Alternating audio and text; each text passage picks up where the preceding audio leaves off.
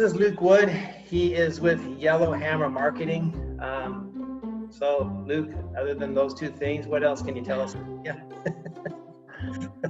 So I have a company, Yellowhammer Marketing, and what we do is work with naturopaths and other functional medicine doctors to really just help them grow their business.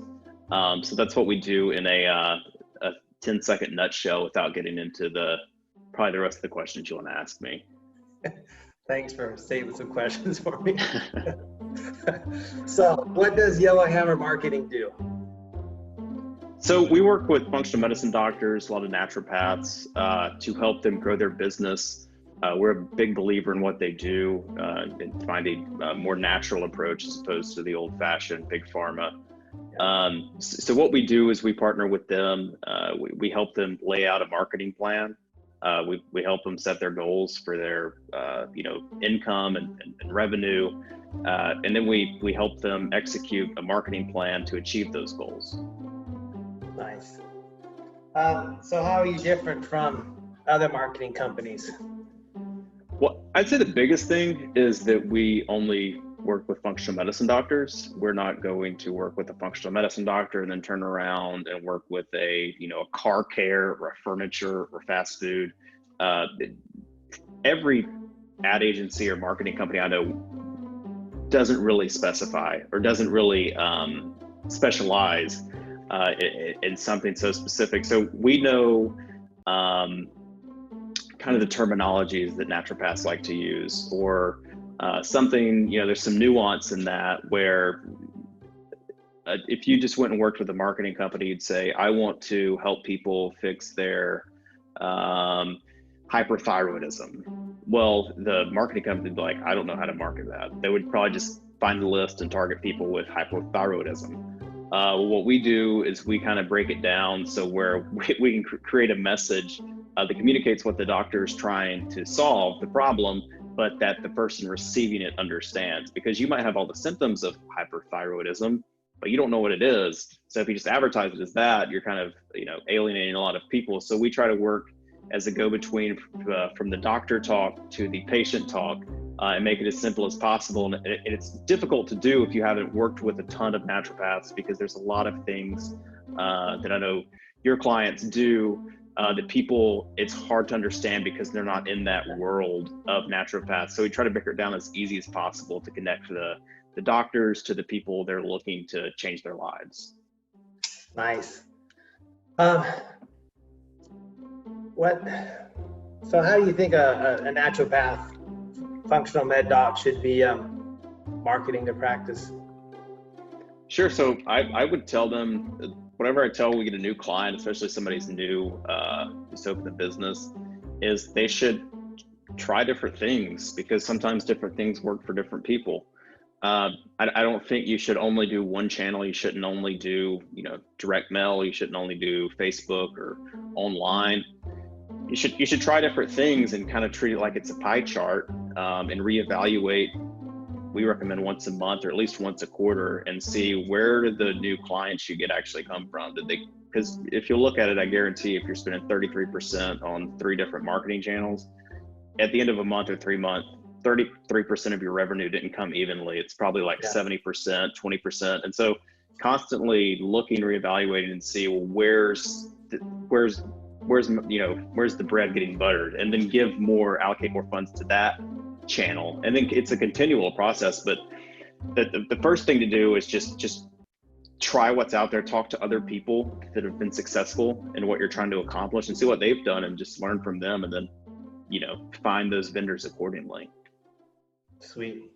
So how do you pick the people that you market to? So Sure.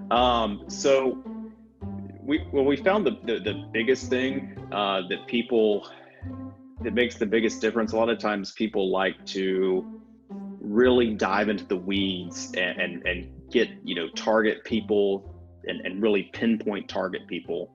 Like, we want to target people with type 2 diabetes that are between this age and have this level of education and have this much debt and make this much money and all this stuff and live in this area.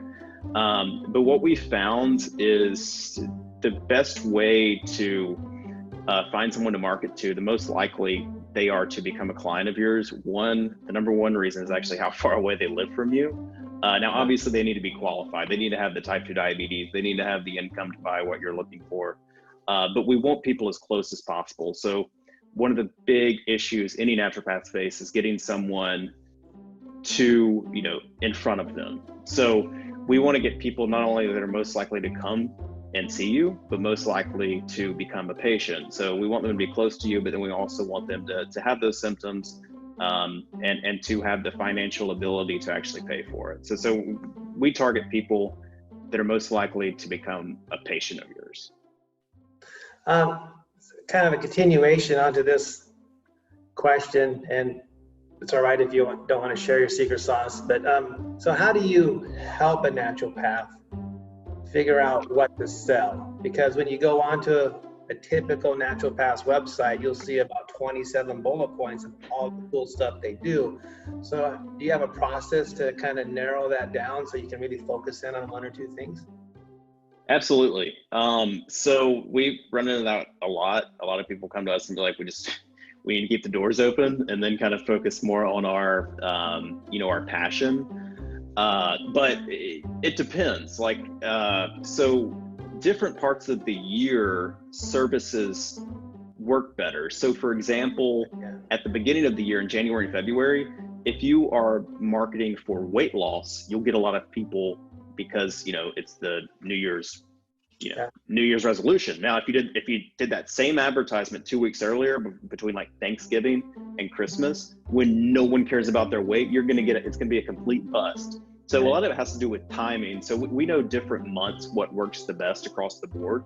And then what we can do is kind of give you a menu of options. Like, we know this is going to work well. So would you rather help people lose weight, or would you rather help people, fix their thyroid or whatever it is? And then we kind of set expectations for what they're looking for. Because some people, we have a lot of female doctors and they like to focus on women's issues. And so a lot of times that is weight loss, but if they have something else they want to choose from that menu, we give them that option and kind of set the expectations for them. But, timing is huge in marketing, because right now we're targeting, obviously with the COVID going on, something that's huge across the board is repairing your immune system naturally. When usually we do that closer to flu season in like November and December when the weight loss isn't working. Now we're doing that now. So you really have to keep up with what people are looking for, and then change it as the season goes along. Nice. Thank you. So what are some out-of-the-box ideas a doc can do to implement marketing into their business? Yeah, that's a great question. So one thing you can do, and I've told some doctors about this, I don't know if anyone's actually ever taken me up on it, but there's something called a free little library, or a little free library. And it's a really cool program. Most people are familiar with it. You'll see them in parks or in front of schools or sidewalks. But it's a nonprofit organization. So first off, you can completely write everything off. But you can create your own little library, almost looks like a little birdhouse. And in that, you can put in books. Maybe it's a book you've written, maybe it's a book you suggest, a healthy book. But on that free little library, you have the ability to get this big plaque, so you can put your name on. So every time somebody goes to that library, they'll associate it with your name. So if I was a naturopath, I always thought it'd be cool if you put in like some cookbooks or some things that people can do to naturally help themselves or easily help themselves when they're walking by. And also, it's, if you put it on a sidewalk or if you put it in a park, I mean, it's basically like a billboard, minus the $1,000 or $500 a month, and you get to choose. I mean, you can put the actual literature in there, so it's really a good way to get the word out and really help everyone. Know what you're about before even coming into your office. That's a cool idea. We have a few of those in my neighborhood, and they get used a lot. They're always, showing up in social media and stuff. That's a good idea. Thanks. So a tougher question then is, if you were a doctor, how would you go about choosing your marketing company? What were things you would look for? Yeah, so I would ask just some basic questions, because if you're a marketing company, everyone knows what a cheeseburger is, but everyone doesn't. First off, they don't all know what a naturopath is, and if they do, they probably has some. They might think, oh, that's a witch doctor. Like, that's not a real doctor. So you need to know that the people that you're working with actually know what you do and actually how you help people naturally, and they're familiar with kind of the medical field, because it's a little bit more difficult than advertising a new car or an oil change that everyone knows what it is. So if you're working with someone, I would make sure they kind of know what a naturopath is, what you do, what your mission is. So ask them those questions, because you don't want someone advertising the way they do a $5 foot long, the same way they do, naturopathic remedies to help people heal themselves. So make sure it's someone that's worked in the field before, or it can be a good way to lose a lot of money. Got it. What are some lies or little red flags, when you're interviewing your marketing company, that you should be looking for? So there's a few different things. Two big ones that jump out to me. One, if you find an agency that says that they do everything, so they say they do Facebook, they say they do direct mail, they do online email, what they actually do, because we've been a part of this in the past, unbeknownst to us, is they will outsource those things and charge a premium. So instead of actually printing the postcards and sending them out, they would call someone like me, and they would pay me, and then they would add 20% on top and charge it to you. Same thing with Facebook. Usually those people don't do much of anything besides outsourcing things, connecting people. So if you're looking to do a Facebook ad or a postcard or something like that, you can do that legwork on your, on the front end, and then save thousands of dollars. Because if it works and you're doing it for months or years, you're going to save thousands and thousands of dollars a year just working directly with the people. And if some issue arises, they're going to kind of whitewash their services, so you don't even get to talk to me, you talk to them, and they don't know anything about what I do. And the same with Facebook. So you run into some issues, especially with the bigger agencies that don't necessarily do that much. They just outsource everything. The second thing too, and this is probably the biggest one, if you do find a good vendor or a good company, a lot of marketing companies like to focus on statistics that make themselves look better. The number one thing I've seen is when they say cost per lead, because that number can be so easily manipulated, and if the number doesn't turn out into revenue, into cash, then it's not that important. Because we've had people that will use us and then use like a Facebook company. So we do postcards. So they might use us, the Facebook company, and the Facebook company will say, your cost per lead was $2.50. The doctor's like, that's great. Luke, what was your cost per lead? And I'm like, well, it's $38.41. Like, oh, that stinks. And I'll ask them, well, how many people actually became a client from Facebook? And let's say, well, one. Yeah. So how many people became a client from us? 6 or 7. And so I'm like, okay, well then how much revenue did that lead to? Okay, it usually, if people are focused on cost per lead, it's because they didn't get you a new client. So they don't focus on the client acquisition cost, they focus on cost per lead. And if I want to get someone more leads, what I would do is, if you're offering something, a free or a deal, it's pretty easy. You just lower the income range, send it to people that don't have as much money, because they're more likely to respond to something that's free. But those people have no intention of signing up for your service. So at the end of the day, and I know every single being knows this, but if the stuff you're spending money on doesn't turn into more money, then it's just a way for them to keep you as a client. Because at the end of the month, if the landlord comes and says, hey, where's my rent, and you can pay it because you got 6 new clients, but you can't say, oh, I got the lowest cost per lead ever, because that number's pretty useless if it's not turning into clients.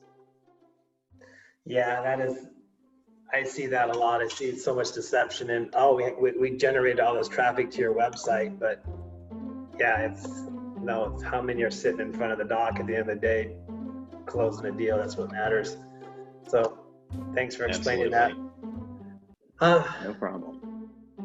So this ends this lovely interview on marketing with Luke with Yellowhammer. I met Luke, I don't know, probably 4 or 5 months ago. We were at a convention together, and He was like one of the few people that came and talked to me. He's down to earth.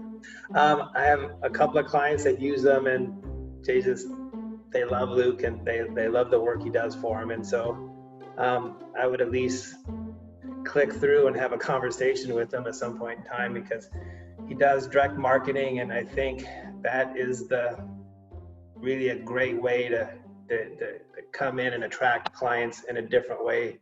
I mean, everybody's so focused on social media and all that stuff. I think it's so loud that people don't hear your message sometimes. So to actually get a piece of mail is kind of fun now. Absolutely.